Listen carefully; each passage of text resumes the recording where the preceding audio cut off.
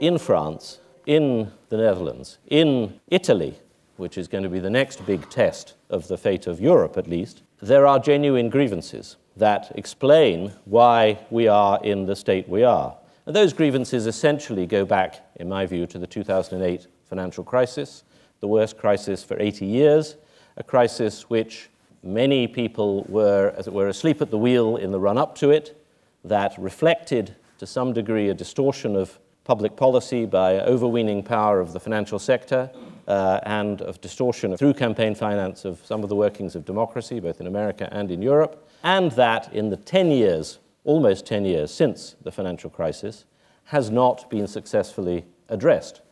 The slow recovery since then, if there has been a recovery, the continued decline in real incomes in many countries are genuine reasons for discontent and disillusionment with, if you like, the establishment, with old remedies. If we look at Italy, where the five-star movement of the comedian Beppe Grillo, which in 2013's election had the most successful electoral debut of any party in Western European democratic history, reaching 26% of the vote, is now above 30% and is essentially a party of rejection of the current establishment, an establishment including Italy's youngest ever prime minister, Matteo Renzi, who came there in 2014, but who have failed to deliver hope and opportunity for the younger generation, and who are now considered to be still irredeemably corrupt and criminal. So you'll understand why I say the fate of the West will not be resolved by one election.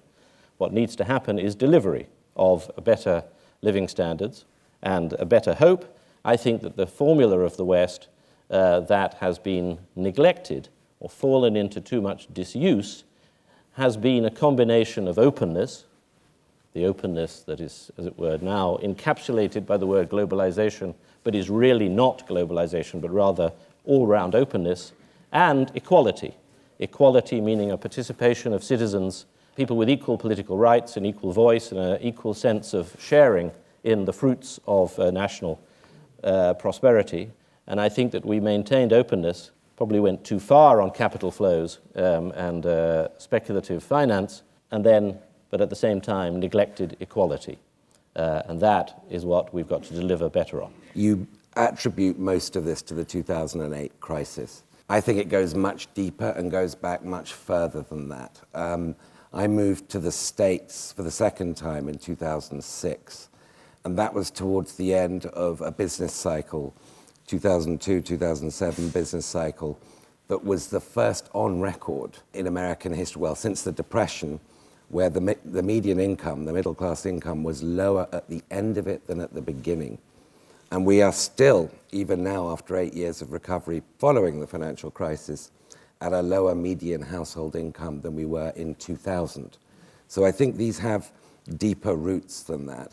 1 in 6 American men are out of the workforce. There is a crisis of, not just of economics, but of morale, of status, of dignity that's got a particular male flavor in the United States. And I think the quality of the populism of Trump's politics has most people, I'm sure, would agree, a particularly male dimension to it. The roots of Trumpism and the roots of populism in Europe, in some respects, go back a generation.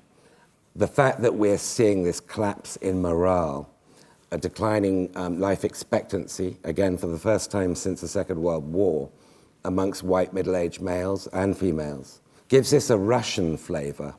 Russia in the 1990s, after the collapse of the Soviet Union, led to a collapse in morale, a collapse of people's sense of security of where they were in the world.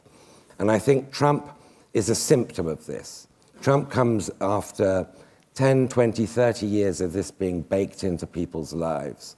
The question is, will Trump address it? Now, the interesting thing about Trump is that he is pursuing, so far, a classic neoliberal Republican agenda.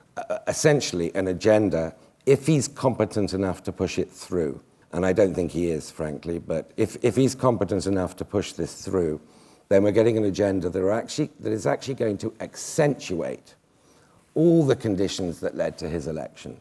It's going to accentuate that sense of alienation, that sense of rootlessness, and that sense of racial scapegoating that he exploited so well to get elected. Whilst we know, I think already, and can be pretty sure that he's bad at governing, he's just not got the mindset, he's not got the patience, he's not got the interest to build the kinds of coalitions you need to build in America to get things done.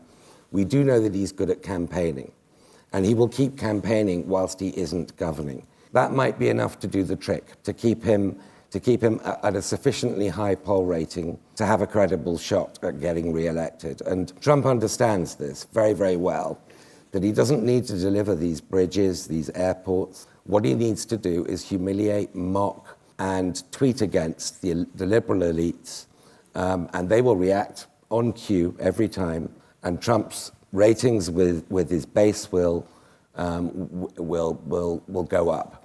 So I fear that the roots of populism, 2016 is not some blip year, and 2017 is not going to be some corrective to the blip year, but the conditions that gave rise to these people and to Trump are going to pertain, they're going to persist, and they're not going to go away unless some of the policies that you very wisely suggested are put in place. But the circumstances where politics is going to put those in place are really hard to imagine at this point.